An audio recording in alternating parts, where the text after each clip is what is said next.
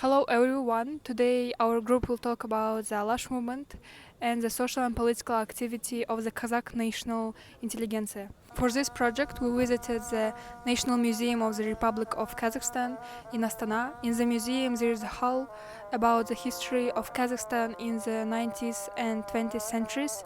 This hall includes materials about the Alash party, Alash Orda, historical documents, photos, and personal items connected with national leaders.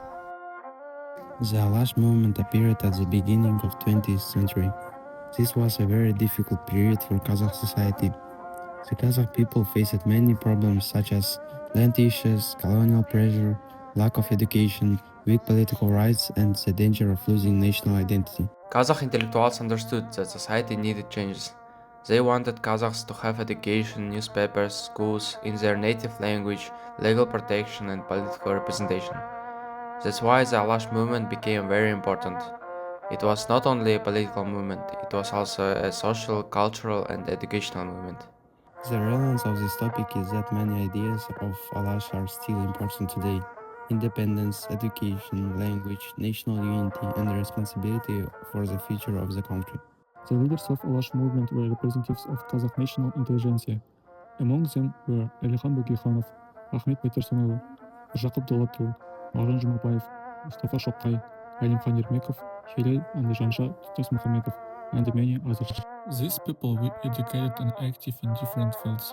Some of them were politicians, some were writers, journalists, teachers, and scientists and lawyers. For example, Ahmet Bайтұрсынұлы made a great contribution to Kazakh language and education. Міржақып Дулатұлы and Mағжан Жұмабаев influenced national constitutions through literature. Alixan Bokikhanov became one of the most political leaders of the movement. Historians often describe Alash as a national democratic movement. It tried to protect the interests of the Kazakh people and prepare society for modern statehood. Unfortunately, the fate of many Alash leaders was tragic. During the Soviet period, many representatives of the movement were arrested and repressed. In the 1930s, some of them were executed.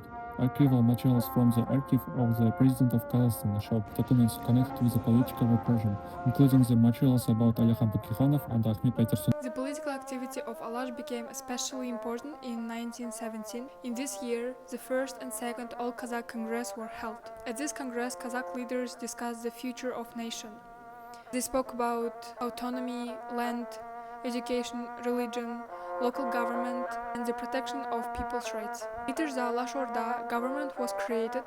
It was an attempt to create a form of Kazakh autonomy during a very unstable historical period. In the National Museum, we can see materials connected with this time, including protocols of the All Kazakh Congress and seals of the People's Council of Alash Orda.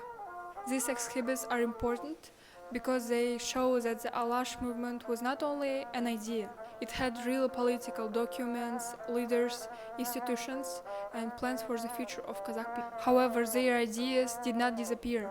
Today, the Alash movement is remembered as an important part of Kazakh history. It influenced the development of national identity, education, political thought, and the idea of statehood.